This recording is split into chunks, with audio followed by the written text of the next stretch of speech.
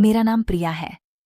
आज मैं आपको अपनी जिंदगी की एक ऐसी कहानी सुनाने जा रही हूं जिसकी शुरुआत एक गलत फोन कॉल से हुई थी। उस समय मुझे बिल्कुल अंदाजा नहीं था कि एक गलत नंबर मेरी पूरी जिंदगी बदल देगा। यह बात 2 साल पहले की है। मैं एक प्राइवेट कंपनी में काम करती थी और अपने परिवार के साथ रहती थी। मेरी जिंदगी बिल्कुल सामान्य चल रही थी। एक रात लगभग 10 बजे मेरा फोन बजा। नंबर अनजान था। मैंने कॉल उठाई। हेलो, क्या रोहित बोल रहे हैं? दूसरी तरफ से एक लड़के की आवाज आई। मैंने कहा, नहीं, आपने गलत नंबर मिलाया है। ओह सॉरी, और फोन कट गया। मैंने ज्यादा ध्यान नहीं दिया, लेकिन 5 मिनट बाद फिर उसी नंबर से मैसेज आया। सॉरी, गलती से कॉल हो गया था। मैंने जवाब दिया, कोई बात नहीं। बस यहीं से हमारी पहली बातचीत शुरू हुई। उसका नाम आरव था। पहले सिर्फ 2-4 मैसेज हुए, फिर धीरे धीरे रोज बातें होने लगीं। मुझे खुद समझ नहीं आया कि एक अनजान इंसान से बात करना कब मेरी आदत बन गया। हर सुबह उसका मैसेज आता, गुड मॉर्निंग प्रिया, और रात में, ख्याल रखना। कुछ ही महीनों में ऐसा लगने लगा जैसे हम सालों से एक दूसरे को जानते हों, लेकिन हमने कभी एक दूसरे को देखा नहीं था। सिर्फ फोन कॉल, सिर्फ मैसेज, सिर्फ आवाज। एक दिन मैंने मजाक में पूछा, कहीं तुम झूठ तो नहीं बोल रहे? वह हंस पड़ा। क्या मतलब? मतलब तुम सच में वैसे ही हो जैसे बताते हो? उसने जवाब दिया, अगर भरोसा नहीं है तो मिल लो। उसकी बात सुनकर मेरा दिल तेज धड़कने लगा, क्योंकि सच कहूं तो मैं भी उससे मिलना चाहती थी, लेकिन मुझे डर भी लग रहा था। आखिर वह मेरे लिए अभी भी एक अजनबी था। फिर एक दिन उसने कहा, प्रिया, अगले रविवार मैं तुम्हारे शहर आ रहा हूं। मेरे हाथ कांप गए। सच? हाँ। उस रात मैं बिल्कुल नहीं सो पाई। मन में उत्साह भी था, डर भी था, और एक अजीब सी खुशी भी। आखिर वह दिन आ गया। हमने शहर के एक कैफे में मिलने का फैसला किया। मैं समय से पहले पहुंच गई।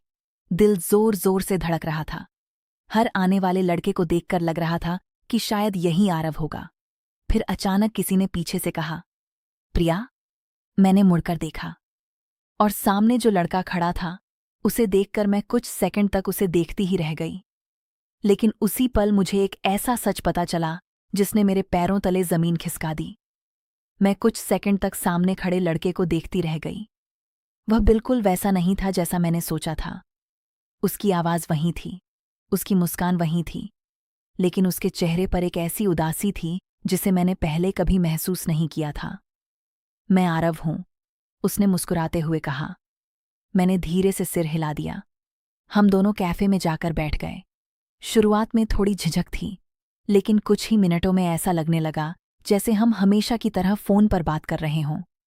हमने कॉफी पी, बहुत सारी बातें की, और मुझे महसूस हुआ कि मैं उससे मिलकर खुश हूं। लेकिन तभी एक ऐसी बात हुई जिसने सब कुछ बदल दिया। आरव का फोन टेबल पर रखा था। अचानक एक कॉल आई। स्क्रीन पर नाम दिखाई दिया, डॉक्टर मेहरा। आरव ने तुरंत कॉल काट दिया। उसके चेहरे का रंग बदल गया। मैंने पूछा, सब ठीक है? वह मुस्कुराने की कोशिश करने लगा। हाँ, लेकिन उसकी मुस्कान नकली थी। मैं समझ गई कि कुछ तो बात है। पूरा दिन हम साथ रहे, लेकिन अब मुझे महसूस हो रहा था कि वह मुझसे कुछ छुपा रहा है।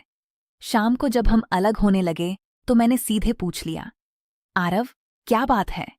वह कुछ सेकंड तक चुप रहा, फिर बोला, कुछ बातें हैं जो मैं तुम्हें बताना चाहता हूं। तो बताओ।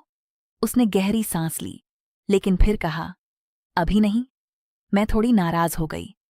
अगर हम इतने महीनों से बात कर रहे हैं तो मुझसे सच क्यों नहीं कह सकते? आरव ने नजरें झुका लीं, क्योंकि मुझे डर है कि सच जानने के बाद तुम मुझसे दूर हो जाओगी। उसकी बात सुनकर मैं हैरान रह गई, लेकिन उसने उससे ज्यादा कुछ नहीं बताया। अगले दिन वह अपने शहर लौट गया। हमारी बातें फिर शुरू हो गईं, लेकिन अब मेरे मन में सवाल बढ़ते जा रहे थे। आखिर वह मुझसे क्या छुपा रहा था? फिर 1 सप्ताह बाद अचानक उसका फोन बंद आने लगा। 1 दिन, 2 दिन, 3 दिन, कोई मैसेज नहीं, कोई कॉल नहीं। मैं घबरा गई। इतने महीनों में ऐसा कभी नहीं हुआ था। मैंने बार बार फोन मिलाया, लेकिन कोई जवाब नहीं मिला। फिर चौथे दिन मुझे एक अनजान नंबर से कॉल आया। मैंने फोन उठाया। दूसरी तरफ एक महिला थी। क्या आप प्रिया बोल रही हैं? जी, मैं आरव की बहन बोल रही हूं। मेरा दिल तेजी से धड़कने लगा। आरव कहाँ है? कुछ पल चुप्पी रही। फिर उसने कहा, आरव अस्पताल में है। मेरे पैरों तले जमीन खिसक गई। क्या हुआ? उसका इलाज चल रहा है। किस चीज का इलाज? महिला की आवाज भर्रा गई। फिर उसने कहा, आरव पिछले 1.5 साल से एक गंभीर बीमारी से लड़ रहा है।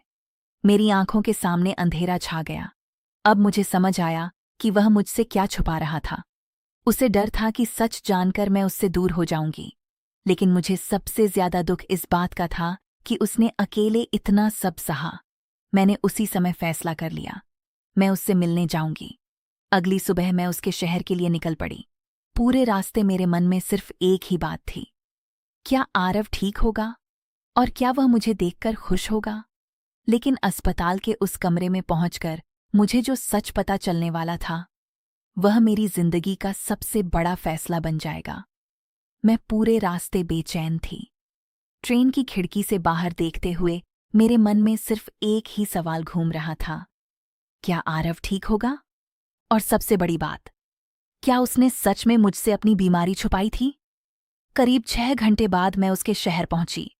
सीधे अस्पताल गई। मेरे कदम तेजी से उसके कमरे की तरफ बढ़ रहे थे। दिल इतनी तेजी से धड़क रहा था कि मुझे खुद उसकी आवाज सुनाई दे रही थी।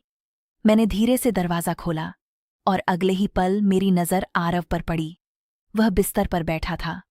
पहले से थोड़ा कमजोर लग रहा था, लेकिन जैसे ही उसने मुझे देखा, उसकी आंखें हैरानी से फैल गईं। प्रिया, मैं उसकी तरफ बढ़ी। तुमने मुझे बताया क्यों नहीं?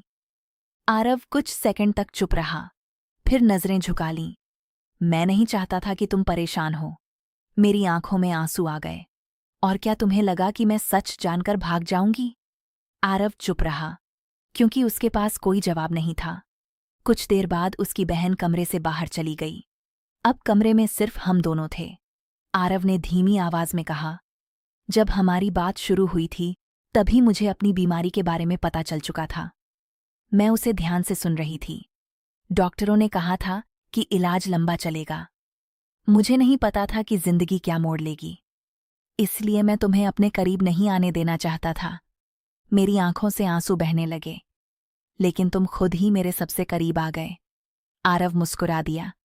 पहली बार कई दिनों बाद उसके चेहरे पर सुकून दिखाई दिया। उसने कहा, मुझे डर था कि अगर तुम सच जान जाओगी तो मुझसे नफरत करोगी। मैंने उसका हाथ पकड़ लिया। प्यार और नफरत में बहुत फर्क होता है। वह मेरी तरफ देखने लगा। मैंने आगे कहा, और मैं तुमसे नफरत नहीं कर सकती। कमरे में कुछ पल के लिए खामोशी छा गई। फिर मैंने पहली बार अपने दिल की बात कह दी, क्योंकि मैं तुमसे प्यार करती हूं। आरव की आंखें नम हो गईं। शायद उसने कभी उम्मीद नहीं की थी कि मैं यह कहूंगी। कुछ सेकंड तक वह कुछ बोल ही नहीं पाया। फिर उसकी आवाज भर्रा गई, प्रिया, मैं भी तुमसे प्यार करता हूं।